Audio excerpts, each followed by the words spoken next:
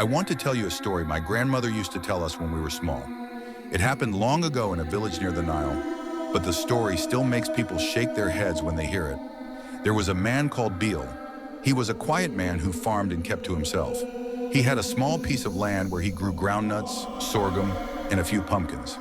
He wasn't rich, but he worked hard and never begged from anyone. Beal had a wife called Nyandung. She was strong and beautiful in a simple way.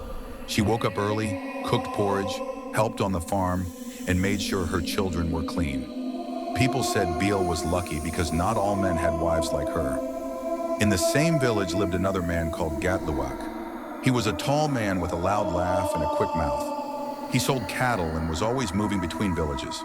He had a wife too, called Akol, who was known for her calm and kindness. One dry season, the river shrank, and people had to walk far to fetch water. Nyanding and Akol started going together to the far stream. They became friends. Sometimes they stopped by Beal's farm to rest in the shade before walking home. That's how Beal first met Akol. At first it was nothing, just greetings and small talk. But soon Beal started waiting for them without saying it. He would act surprised when they came, but in his heart, he wanted to see Akol. Akol had something about her soft voice, the way she laughed even when she was tired. She wasn't like the other women who shouted when they talked. She looked at you like she really listened. One day, Nyandung went to visit her mother in another village. She told Beal she'd be gone for 3 days. That evening, when Beal saw Akol walking back from the stream alone, he felt his heart beating faster. He called out to her, "Come rest here a bit." The sun is still hot. Akol smiled and came closer. She sat under the mango tree, wiping her forehead. They talked about the heat, about how dry the land was. Then Beal said something foolish. He told her, "Since the first day I saw you, my heart has not rested." Akol looked at him quietly. For a moment, she didn't say anything. Then she stood up and said, "You are my friend's husband. Don't say such things again." And she walked away. That night, Beal couldn't sleep. He kept thinking about her. He didn't eat the next day. He became thin and quiet. People started asking if he was sick. When Nyandung came back, she noticed something was wrong. He didn't look her in the eyes anymore. He avoided her touch.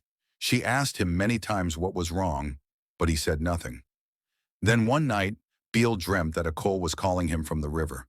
He woke up sweating. The next morning he went there early, pretending he was going to fish. But deep inside, he hoped to see her. She came later with her pot to fetch water. When she saw him, she stopped. "I told you to forget what you said," she told him. Beal said, "I tried, but I can't. I see you in my sleep. I hear your voice when I'm alone." Akol looked angry, but also sad. "Do you want to bring shame to our homes?" she asked. "Do you want your wife to cry? Do you want my husband to fight you?" Beal bowed his head. "No," he said softly, "but my heart is stubborn." Akol sighed and said, "Then go to the elders. Ask them for medicine to forget, or go to church. But don't follow me again." Then she left. After that day, Beal stayed away from the river, but he didn't stop thinking of her. He became worse. He stopped going to the farm. His wife grew angry. Finally, Nyandung went to his friend, an old man named Dung, and asked him to talk to Beal. Dung came and sat with him under the tree. "My son," he said, "a man must control his eyes. The eyes can destroy the heart, and the heart can destroy a home." Beal cried when he heard that. He confessed everything. He told Dung he had fallen in love with Akol, that he hated himself for it.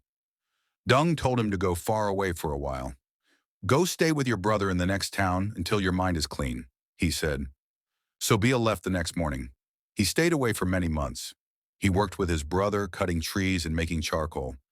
Slowly, his heart grew calm. When he came back, Akol and her husband had moved to another village. He never saw her again. He rebuilt his life with Nyandung.